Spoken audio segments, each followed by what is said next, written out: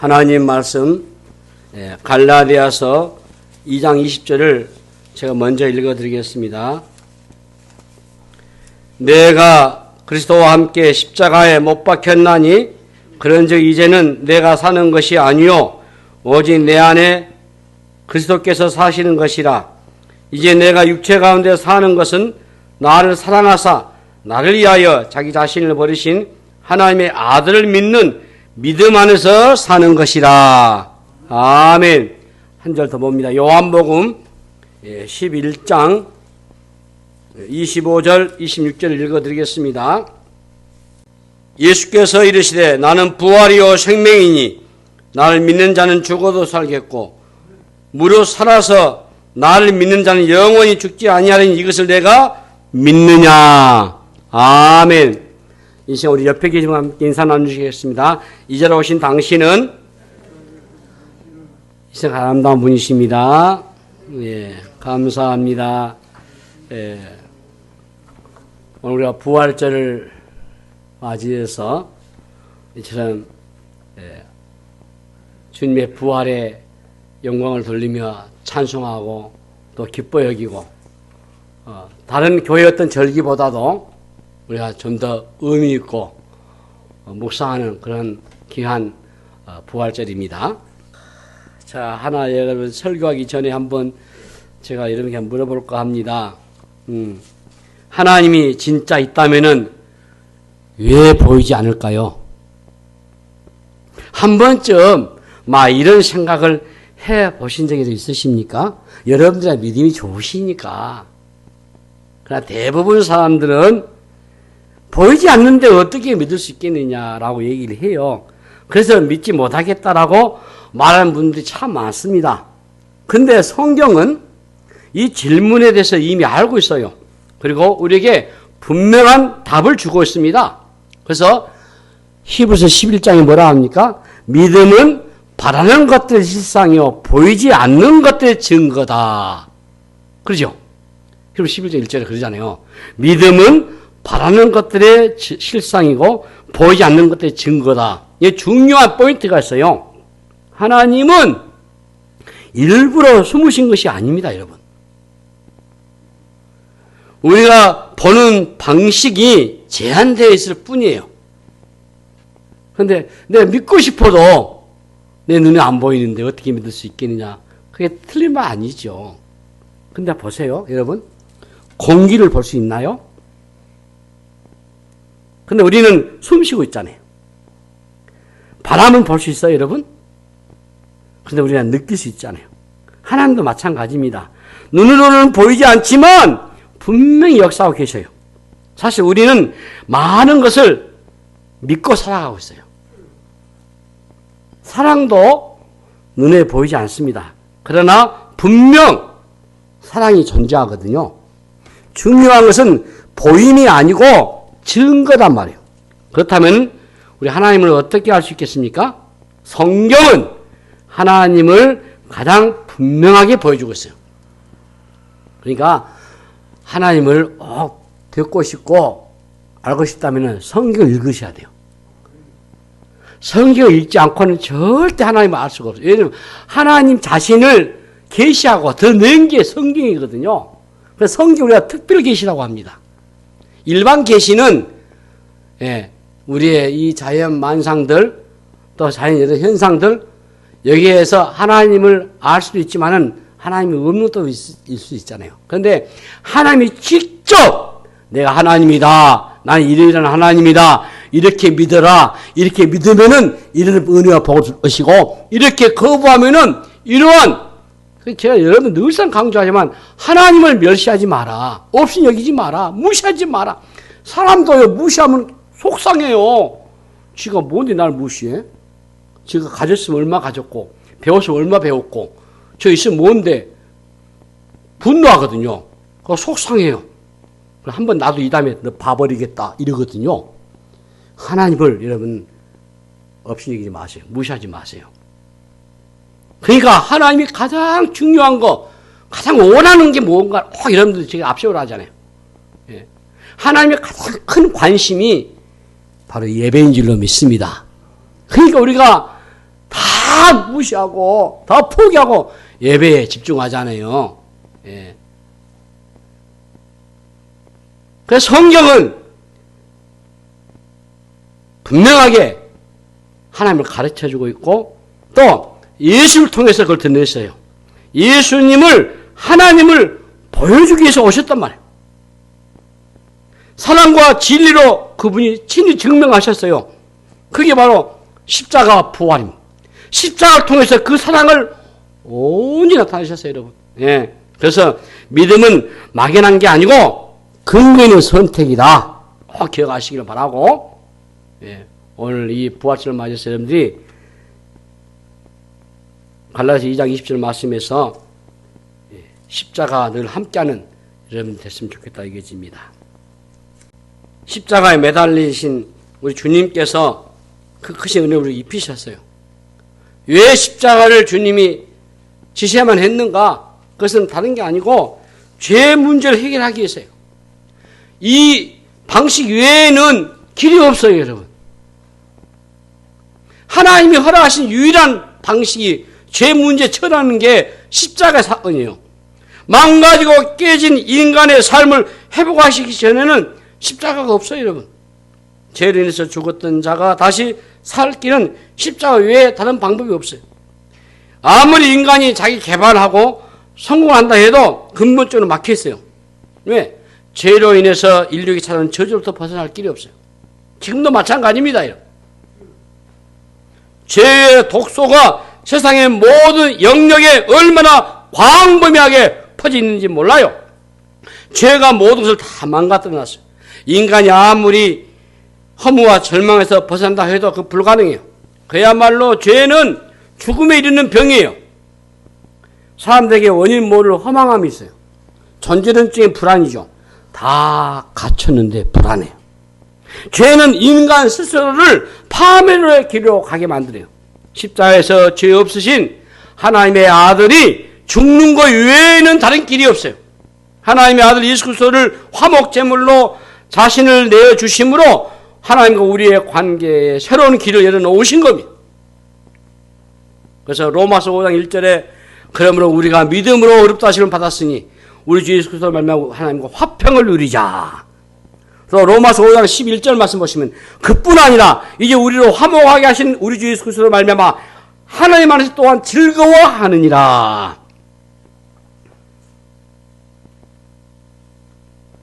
죄로 인해서 에덴에서 추방됐던 경험을 가진 인간이 두려움을 가지고 있어요.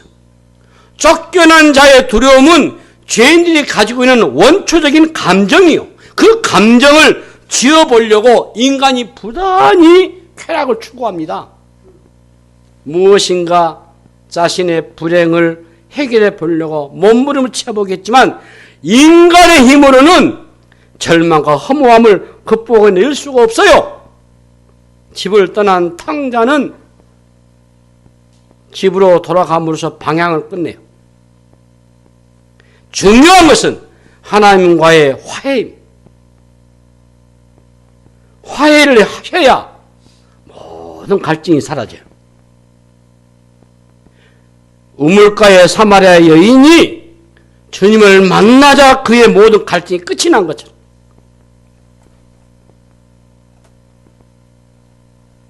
상담 치료를 해볼 때 어느 정도 도움은 되죠. 그런데 근원적인 치료는 안 돼요. 왜 그렇습니까? 거슬러 올라가 보면은 죄의 문제가 그 안에 웅크리고 있기 때문에요. 존재론적인 문제를 안고 있다고. 그냥 슬픈 게 아니고 깊은 슬픔이에요. 깊은 슬픔을 인간의 힘으로 제거할 수가 없어요. 인간은 인간을 구원할 수가 없어요. 죄의 문제를 인간이 어떻게 해결할 수 있겠습니까? 없어요. 죄의 문제를 해결하지 않으면은 하나님과 우리의 관계는 한치 앞으로도 나갈 수 없어요. 왜? 하나님과 관계에 막혀 있으니까 그 어떤 것도 우리의 삶은 자유롭게 할 수가 없어요. 십자가만이 하나님께서 우리를 위해서 주실 수 있는 최고의 선물인 것입니다. 십자가를 통한 구원은 우리가 상상하는 그 이상이에요. 구원은 이 세상 그 어떤 것과도 얻을 수가 없는 최고의 하나님의 선물이잖아요. 구원을 위해서 치신 대가가 그 어떤 것과 비교할 수 없습니다. 여러분. 돈으로 환산할 수 없어요. 자, 가룟 유다가 예수님을 은삼시에 팔았습니다. 예. 시편 49편 6절에서 읽어보면은 자기의 재물을 의지하고 부유함을 자랑하는 자는 아무도 자기 형제를 구원하지 못하며 그를 위한 속죄를 하나님께 바치지 못할 것은 그들의 생명을 속량한 값이 너무 엄청나서 영원히 마련하지 못할 것입니다 했어요. 인류 역사의 가장 값비싼 대가 지불이에요. 우리에게 주어진 구원이 그토록 귀중하단 말이에요. 구원을 받는 우리가 할 일은 그러므로 이 주신 구원을 우리가 적극적으로 누리는 삶을 사셔야 돼요. 십자가에 매달리신 주께서 다 이루었다라고 하신 이 말은 헬라의 원문의 직역을 해보면 지불 완료. 따라서 합시다. 지불 완료. 다 이루었다 그 말씀이 지불 완료란 뜻이에요. 구원을 위해서 우리가 치료할 대가는 그래서 하나도 없습니다. 주님께서 완전히 지불 완료하셨어요. 이제 우리 자신의 것으로 삼아 누리면 되는 겁니다. 구원 안에 우리가 생각하는 것보다 훨씬 더 크고 놀라운 것들이 있어요. 구원 안에 있는 자유, 평화, 기쁨, 안식, 천국, 용서, 행복, 참 생명, 그리고 하나님의 능력과 지혜가 있습니다. 우리가 마음껏 사용할 수 있는 특권도 있어요. 그러니까 구원을 제대로 깨닫는 사람만이 이 구원을 누릴 수 있는 거예요. 예. 시편 51편 12절 말씀 보시면은 주의 구원의 즐거움을 내게 회복시켜 주시고 자원하는 심령을 주사 나를 붙드소서 했어요. 다윗이 구원의 기쁨이 무엇인지 알았고 그 기쁨이 얼마나 큰 걸 알았어요. 십자가를 깨닫는 우리가 다윗보다 더 큰 즐거움을 누려야 할 줄로 믿습니다. 여러분 이 고난주간을 보내고 부활절을 맞이해서 그걸 한번 깊이 묵상하셔야 돼요. 우리에게 하나님이 구원을 허락하셨어요. 그냥 미래에 천국에 간다 라는 것만 말하지 않습니다. 여러분. 현재적으로도 이걸 만끽하셔야 돼요. 믿는 사람들은. 이걸 알아가시고 이걸 누리면 누릴수록 구원이 점점 커져가요. 예수를 믿고 신앙생활하는 가운데 여러분 어떤 경험이 가장 컸습니까? 여러분 교회에서 직분을 받은 것입니까? 아니면 어느 큰 교회 행사에 참여한 것입니까? 다 좋은 경험들이죠. 여러분 지금 나에게 아무리 불행한 일이 있다 해도 우리에게 주어진 구원은 결코 능가하지 못합니다. 구원은 우리를 이 세상에 있는 묶여있는 것으로 자유롭게 하는 거예요. 십자가는 우리를 온전하게 하셔요. 십자가 안에서 우리는 존재 의미를 충분히 깨닫습니다. 그래서 십자가의 복음을 깨닫는 순간 우리 안에 있는 열등감은 사라지고 우리의 병든 자아상은 해결되고 하나님의 자녀로서의 권세를 당당하게 누리는 그런 회복의 은혜가 있기를 바랍니다. 그래서 여러분들이 주님 안에서 진정한 자아를 좀 찾았으면 좋겠어요. 그리스도 안에서의 살아가는 삶이 얼마나 참 벅차고 흥분되지 않습니까, 여러분? 그리스도 안에서 십자가 연회를 누리셔야죠. 구원의 삶은 기쁨이잖아요. 기쁨과 즐거움이 구원받는 사람의 중요한 증표입니다, 여러분. 자, 얼굴도 쫙 펴시고. 오직 있으면 바울이 에베소 사랑하는 성도들에게, 빌립보 사랑하는 성도들에게 감옥에 있으면서도 내가 다시 말하노니 주 안에서 기뻐해라. 기뻐하라고. 근데 기쁨을 다 상실하고 왜 이렇게 두렵고 왜 이렇게 염려하고 왜 이렇게 불만이 많고 왜 이렇게 상처가 큽니까? 다 자기 욕심인 것 같아요. 2000년 전에 주님이 십자가에 못 박혔을 때 나도 함께 못 박혔어요. 이제는 나는 죽었어요. 이제는 내가 사는 게 아니에요. 오직 내 안에 그리스도께서 사신 거예요. 믿음을 통해서 2000년 전에 일어났던 이 십자가 사건이 오늘 지금 나와 연결되는 것입니다. 죽었다가 다시 사신 그리스도가 어디론가 사신 게 아니잖아요. 우리 안에, 내 안에 사시는 겁니다. 매 순간 십자가의 능력으로 살아가는 삶, 전질전질 변하죠.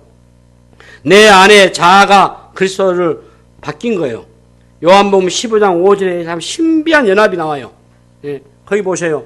나는 포도나무요 너희는 가지라. 예? 그가 내 안에, 내가 그 안에 거하면 사람들이 열매를 많이 맺나니 날 떠나서 너희가 아무것도 할 수 없다고 했어요. 나는 죽고 내 안에 그리스도가 사는 겁니다. 여기서 나의 죽음이 무엇입니까? 나 옛사람의 죽음, 나 자아의 죽음, 자존감의 죽음, 육체의 욕심을 따라 사는 나 옛사람들 죽음, 내 안에 사는 그 기분이, 사실은 그분이 내 안에서 새 일을 행하신다. 그래서 빌립보 2장 13절 말씀에 너희 안에 행하시는 하나님이시니 자기 기쁜 뜻을 위하여 너에게 소를 두고 행하게 하신다고 하셨어요. 여러분 꼭 놓치지 마세요. 이제는 나에게 초점을 맞추지 마시고 누구에게 초점 맞추시라고요? 주님에게. 예. 주님에게 초점 맞추셔야 돼요. 내 힘으로 죄를 이기려 하면 백발백중 실패하면 돼요. 예. 성공할 때도 있지만은 오래 가지 못해요. 그래서 자아중심적으로 사는 것은 한계에 있기 마련이에요. 육신의 힘은 한계에 있고 인간 노력도 한계에 있을 뿐이에요. 답은 어디 있습니까? 내 안에 그리스도께서 사신다는 사실을 인정하고 믿고 의지하고 순종하는 겁니다. 우리는 지금 광야를 지나서 가나안으로 가야 하죠. 애굽의 속박에서 벗어난 삶을 사셔야 돼요. 이제 내가 예수 안에 살아가는 일생이 되셔야 돼요. 예. 그리스도를 주로 받았으니, 예. 자, 우리에게 이 십자가의 죽음이 이렇게도 숭고하고 구원의 역사가 이렇게도 놀라운데 더 놀라운 것은 바로 우리에게 부활의 소망이 있다는 사실이에요. 자, 여러분, 부활은요, 항상 다뤄야 할 주제입니다, 여러분. 그래서 주일은 어떤 날이에요, 여러분? 주일은요, 다른 게 아니에요. 주일은 예수님의 부활을 기뻐하고 축하한 날이 주일이에요. 기독교가 생기기 전에 있었던 종교가 있어요. 그게 유대교입니다, 여러분. 예수님의 제자들 다 유대교잖아요. 대표적인 제자 바울이 유대의 아주 율법에 능한 자 아니었습니까?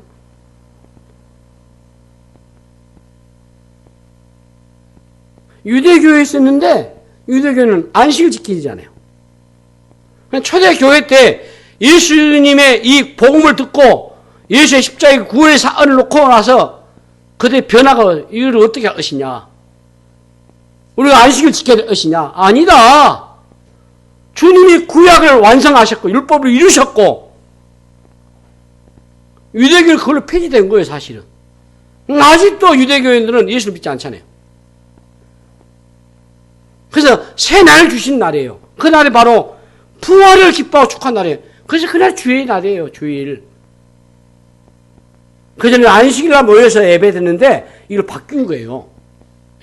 죽음이 우리와 멀리 있지 않는 것처럼 부활 역시도 늘 우리와 가까운 주제입니다. 죽음을 몸을 다 빼앗아 가버려요.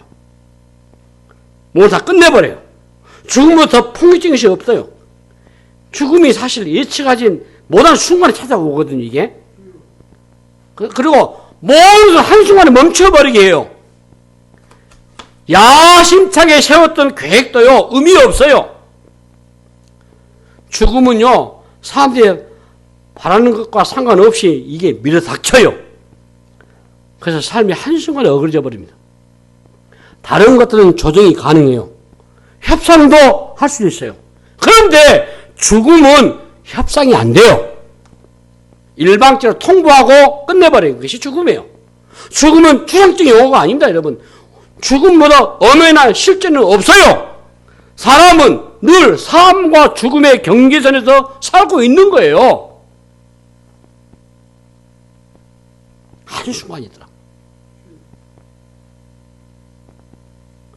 근데 세상을 지배하고 있는 게 죽음 아니에요? 세상의 문화가 다 그러잖아요. 내가 가고 싶은 곳을 가고 내가 하고 싶은 것을 하고, 근데 죽음은 내가 통제할 수가 없어요. 내 몸마저 내 것이 아닌 순간이 오게 됐어요.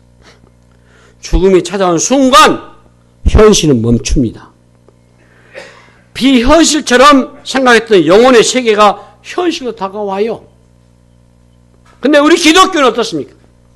예수님의 이 부활 사건 위에 세워져 있는 종교 아닙니까? 원래 기독교라는 말은 중국 한문에서 예수교예요. 예수교.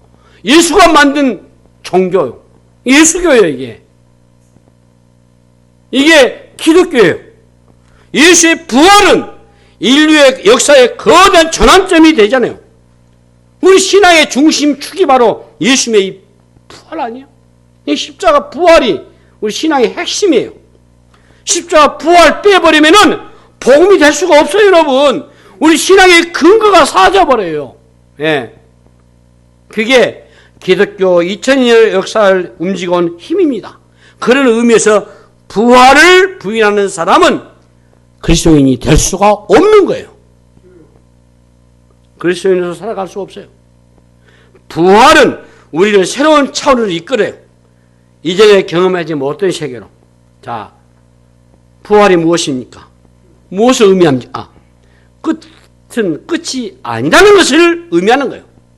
죽음이 끝이 아니라는 말이 얼마나 의미심장한 말입니까? 부활 이전에는 죽음이 모두 다 흔들어 놓았어요. 그런데 부활 이후에 부활이 죽음을 해석하게 만들어요. 부활을 놓치게 되면은 우리의 삶도 힘을 잃게 됩니다. 부활은 끝난 사건이 아니에요. 그래서 부활은 새로운 시작을 알립니다. 그래서 부활을 새 창조라고 말하기도 해요. 부활을 맞이하는 순간 우리는 새로운 생명을 얻게 된 줄로 믿습니다. 부활은 그러므로 우리의 일상을 바꿔놓았어요. 2000년 전에 예수의 부활과 오늘 우리의 삶은 서로 연결되어 있어요. 그리고 부활은 우리 삶의 중심부로 들어와 있어요. 부활은 과거의 시점에 끝난 사건이 아니고 예수의 부활이 나의 삶 속에 매 순간 재현되셔야 돼요. 주님은 죽음의 저주를 뚫고 다시 살아나셨습니다. 예수의 부활을 통해서 죽음의 저주에서 풀려났어요. 아무도 부활에 추구하신 일을 막아낼 수가 없어요. 오늘 읽었던 본문 요한복음 이 11장 나사로가 살아나는 이 배경에서 한 말씀 좀 드리고 싶습니다. 다시 한번 우리 요한복음 이 11장 25절부터 한번 27절까지입니다. 이제는 읽으십시다. 시작. 예수께서 이르시되 나는 부활이요 생명이니 날 믿는 자는 죽어도 살겠고 무릇 살아서 날 믿는 자는 영원히 죽지 아니하리니 이것을 내가 믿느냐. 이르되 주여 그러하이다. 주는 그리스도시요 세상에 오시는 하나님의 아들이신 줄 내가 믿나이다. 이렇게 했어요. 나는 부활이요 생명이니 나를 믿는 자는 죽어도 살고. 여기서 지금 나를 믿는 자가 누구냐면 나사로예요. 나사로가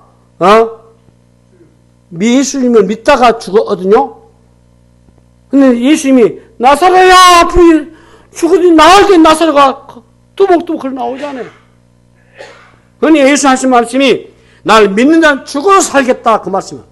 그리고 무릇 살아서 나를 믿는 자 나사로의 누이였던 마르다. 네, 지금 살아있잖아요. 나를 믿는 자는 영원히 죽지 아니하냐. 이것을 네가 믿느냐. 마르다에게 한 말이에요. 마르다가 뭐냐면 이래 27절에 주여 그러하이다. 주는 그리스도시요 세상에 오시는 하나님의 아들이신 줄 내가 믿나이다. 우리 새백성 우리 믿음의 식구들 나사로처럼 마르다처럼 우리가 예수님을 바르게 믿으시길 바랍니다. 예수님의 십자가 부활을 믿으십시다. 이 여러분들이 마음에 작정하세요. 믿기로 작정하시고 여러분들이 믿기 작정하셨기 때문에 고백을 했던 것이고 그래서 교회가 그것을 여러분들에게 공교해서 고백을 선언해서 세례를 줬던 것이고 오늘도 여러분들이 이전에 참여해서 그 주님의 십자가 부활을 통해서 성찬 참여해서 은혜를 받는 것이고 그러면서 여러분들이 다시 한번 이 부활절날 우리가 믿음을 다시 한번 새기면서 왜 주님이 십자가에 죽으셨는가 왜 주님이 부활하셨는가를 깊이 깨닫으시고 그래서 진행되고 있는 이 구원의 은혜와 복을 누려가시는 저희 여러분 다 되시기를 주님의 이름으로 축복합니다. 기도합니다. 하나님 아버지 은혜를 감사합니다. 이 부활절을 맞이하여 십자가가 우리 일상이 되게 해주시고 부활이 우리가 일상이 되도록 역사하여 주시옵소서 감사하며 예수님 이름으로 기도하옵나이다. 아멘.